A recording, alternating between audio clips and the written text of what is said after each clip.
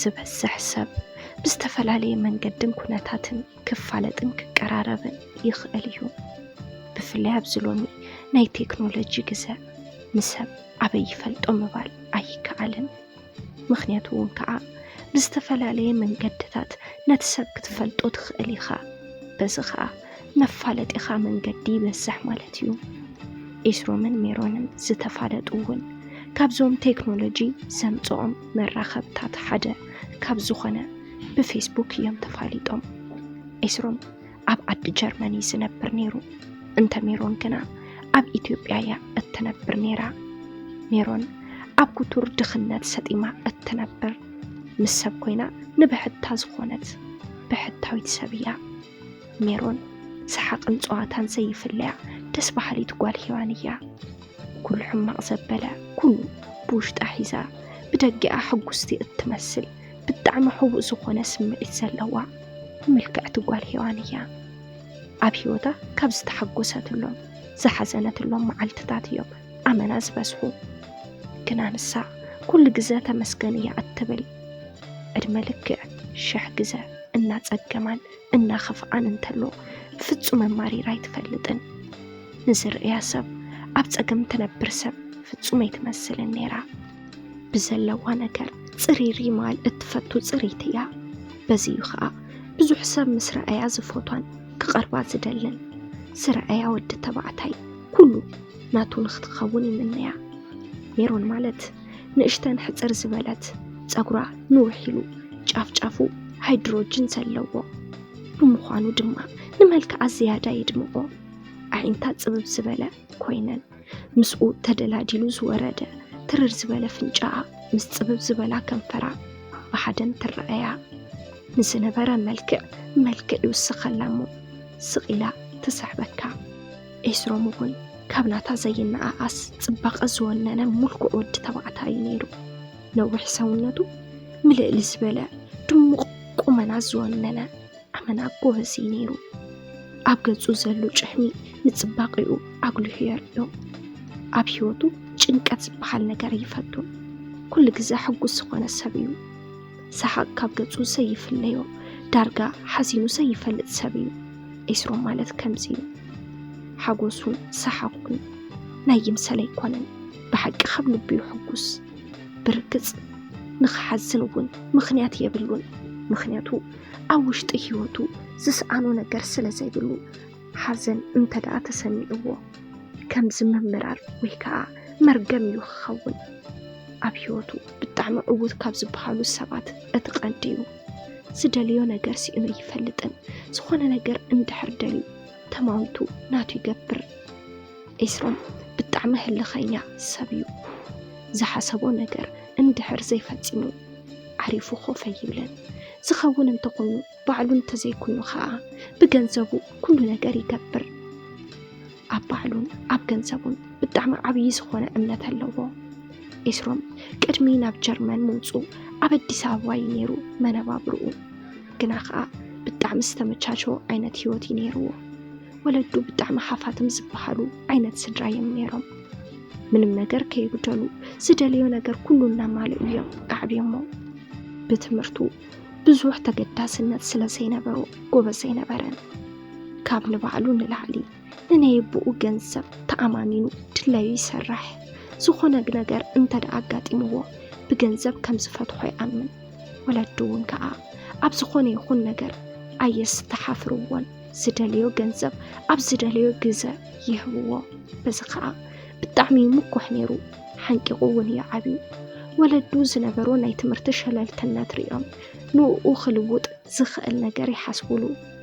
ዝነበሮም መማረፂ እውን ከዓ ካብ ዘለዎ ዓዲ ውፅኦም ናብ ደገ ንኸውፅዎ ነይሩ ቀንዲ ዕላምኦም። ፕሮሰስ ንኽሳልጥሉ ብዙሕ እንትሞክሩ ንኣሜሪካ ቀልጢፉ ክሰልጠሎም ኣይከኣለን። ዝሓሸ መማረፂ ኢሎም ዝወሰድዎ ከዓ ናብ ጀርመን ንኽሰድዎ ነይሩ። ናይ ጀርመን ፕሮሰስ ኣብ ውሽጢ 2 ዓመት ሰለጠሉ እሞ ናብ ጀርመን ሰደድዎ። ኤስሮም ናብ ጀርመን ምስ ከደ ንእሽተን ርግእ በለ። እቲ ዓዲ ብዙሕ ስለ ዘይፈልጦ ብቋንቋ እውን ብዙሕ ስለ ዘይተረዳድኦም ካብቲ ዝነበሮ ችኩልነት ርግእ በለ።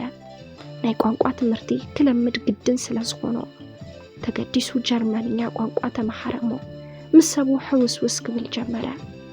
እቲ ዓዲ ኣጸቢቑ ምስ ለመዶ ኣብኡ ዝኾነ ናይ ባዕሉ ስራሕ ከፈተሉ እሞ ባዕሉ ዝውንኖ ስራሕ እናሰርሐ ጽቡቕ ኣታዊ ከእቱ ይጀምር። ናፍቲ ናቱ ተወሳኺ ኣብ ቢሮኡ ኮፍ ኢሉ ዝሰርሖ ናይ ኦንላይን ስራሕ እናሰርሐ ጽቡቕ ዝኾነ መነባብሮ ይነብር። ወለዱ ዝኽእልዎ ዝነበሩስ ተገልቢጡ ንሱ ንወለዱ ገንዘብ ክሰደሎም ይጀምር። ወለዱ ናይ ውላዶም ለውጢ እንትሪኡ ንወዶም ናብ ጀርመን ብምውሳዶም ኣመና ትኽክለኛ ምርጫ ገይሮም ይወስድዎ። ኤስሮም ብመልክዑ ብጣዕሚ ምልኩዕ ብምዃኑ ብዙሓት ደቂ ኣንስትዮ እየን ክቐርብኦ ዝደልያ። ምስ ዘለዎ ጽባቐ ዘለዎ ሓፍቲ ተሓዊስዎ ናቱ ክኾና ዝደልያ ደቂ ኣንስትዮ ኣመና ብዙሓት እየን። ንሱ ግና ምስ ዝረኸባ ይቐርብን ባዕሉ መሪፁ እዩ ምስ ዝደልያ ምሕዝነት ዝፈጥር። መጀመርታ ከባቢ ንጓል ኣንስተይቲ ምንም ዓይነት ድሌት ኣይነበሮን።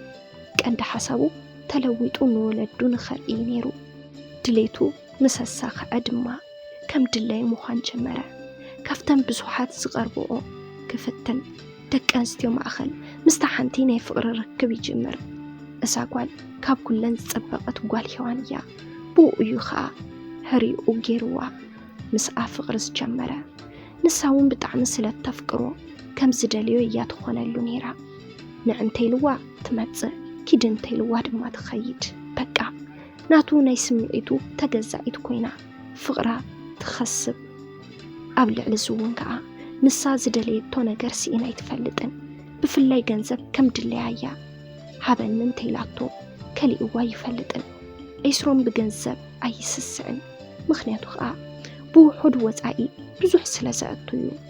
ምስታ ኣፍቃሪቱ እውን ከዓ ብሓደ እንትጸንሑ ኣብ መንጎ ጥንሲ ዝበሃል ነገር ይፍጠር እሞ ኤስሮም ቆልዓ ይወልድ። ኣብ ገዝኣ እናነበረት ንሱ ይሕግዛ። ነቲ ቆልዓ እውን ኣሓንቂቑ ከዕብዮ ይጅምር። ኣብዚ መንጎ እዩ ምስ ሜሮን ብፌስቡክ ዝተፋለጡ። ክልቲኦም ብጣዕሚ ምልኩዓት ብምዃኖም ነንሕድሕዶም ተደላልዮም ምዕላል ጀሚሮም። ሜሮን ኣብ ኢትዮጵያ ኤስሮም ኣብ ጀርመን ኮይኖም ከዓ መዓልታዊ ይጸሓሓፉ። ከይተጸሓሓፉ ኣይውዕሉን። ኣብ ሓፂር ግዜዮም ብደንቢ ተላልዮም ነናይ ውሽጦም ምውጋዕ ጀሚሮም። ዝበዝሕ ናይ ክልቲኦም ህይወት ተመሳሳሊ እዩ። ሜሮን እውን ምስ ኤስሮም ዘመሳስላ ነገር ኣለዋ። ሜሮን ዘይከም ኤስሮም ካብ ማእኸላይ መነባብሮ ዘለዎም ቤተሰብ ዝተወለደት እያ። ምስ ወለዳ እናሃለወት ህይወቶም ካብ ኢድ ናብ ኣፍ እዩ ነይሩ። ንሜሮን እውን ከም ዝግባኣ ዘይኮነስ ካብ ዝግባኣ ንታሕቲ እንዳሃብዮም ኣዕብዮማ። ግና ስድራ ናብ ምንም ዘይድርበዩ ስለ ዝኾኑ ንኹሉ ነገር እናተፃወረት ምስ ወለዳ ትነብር። ናይ 12 ክፍሊ ተምሃሪት ምስ ኮነት ምስ ሓደ ከምዚ ከምኣ ዝበለ ወዲ ተባዕታይ ፍቕራዊ ርክብ ትጅምር። እዚ ምስኣ ፍቕሪ ዝጀመረ ወዲ ኣቦኡን ኣዲኡን ካብ ቁልዕነቱ ስለ ዝተፈለይዎ በይኑ ፃዓርዓር እናበለ ይነብር። ካብቲ ሓደ ናብቲ ሓደ እናማረፀ ስራሕ ይውዕል።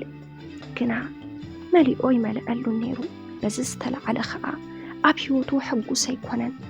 ምስ ሜሮን ፍቕሪ ምስ ጀመረ ግና ብዝተወሰነ መልክዑ ሕጉስ ክኸውን ጀመረ። ዝነበሮ ፀገምን ድኽነትን ብሜሮን ይርስዖ።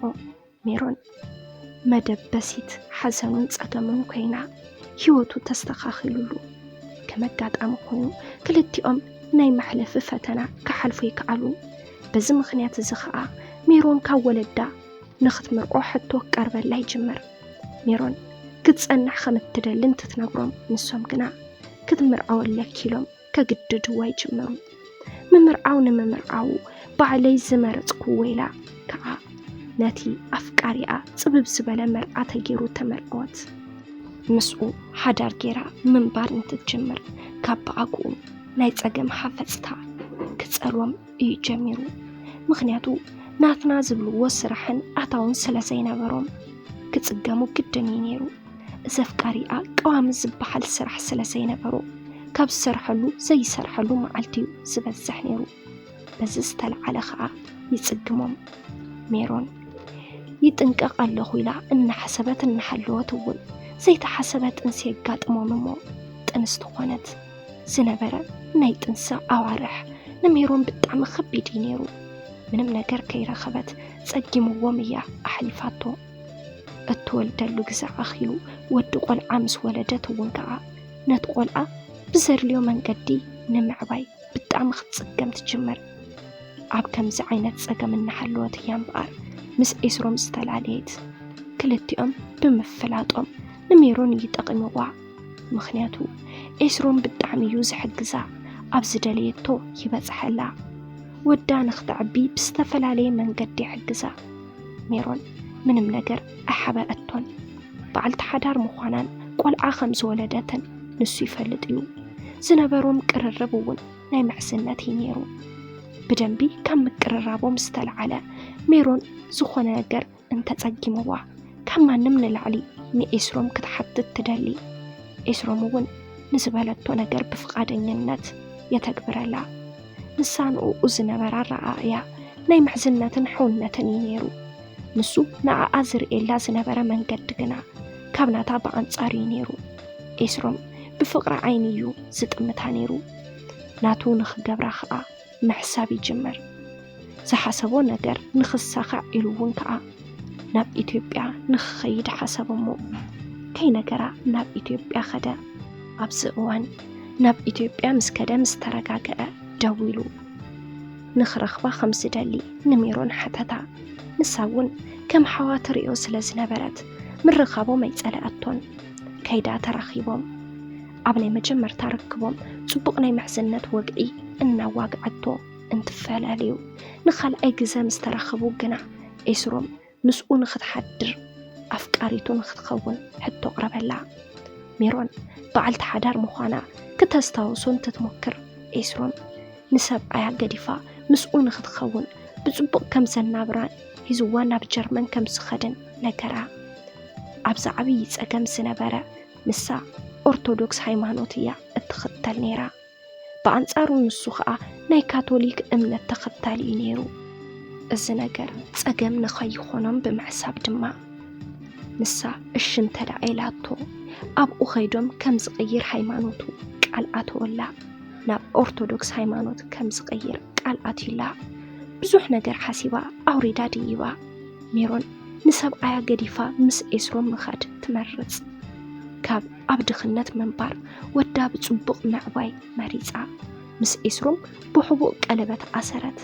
ሰብኣያ ብዘይፈልጦ ቀለበት ኣሲራ ንፎቶ ብዝምቹ ገይሮም እቲ ፕሮግራም ኣሳለጥዎ። ንዘፍቅረን ተፍቅሮን ዝነበረት ከይዳ ምስ ብፌስቡክ ትፈልጦ ኤስሮም ተኸቲላ ናብ ጀርመን ምስኡ ኸደት። ኣብ ጀርመን ከይዳ ዝሰምዐቶ ነገር ግና ክትኣምኖ ይከኣለትን።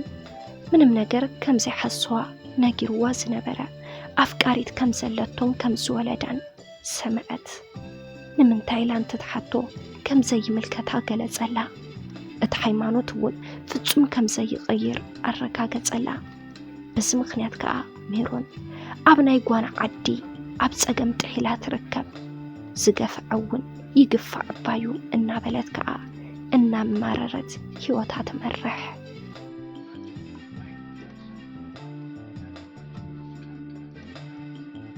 ሰላም ሰላም ናይ ማልኪ ሚድያ ተኸታተልቲ፣ ንሎሚ ሒዘልኩም ቀሪበ ዝነበርኩ ዛንታ ነዚ መስል ነይሩ። ነዚ ዛንታ እንተደኣ ፈቲኹምዎ ኣብ ናይ ኮመንት መጽሓፍ ቦታ ሓሳብ ርኢትኹም ክትከድፉልና ትኽእሉ ኢኹም። ነዚ ቻናል ሓደሽቲ እንድሕር ደኣ ሃሊኹም ሳብስክራይብ ብምግባር ነታ ናይ ደወል ምልክት ብምንካእ ናይ ቻናልና ናይ ወትሩ ተኸታተልትና ክትኾኑ ንላቦ። ብቐጻሊ ብኻሊእ ዛንታ ብኻሊእ መደብ ብኻሊእ ሓሳብ ክሳብ ንራኸብ ክሳብ መወዳእታ ምሳና ስለ ዝጸናሕኩም ካብ ልቢ እንዳመስገና በዚ ክንፍለየኩም ሰሰና እዩ።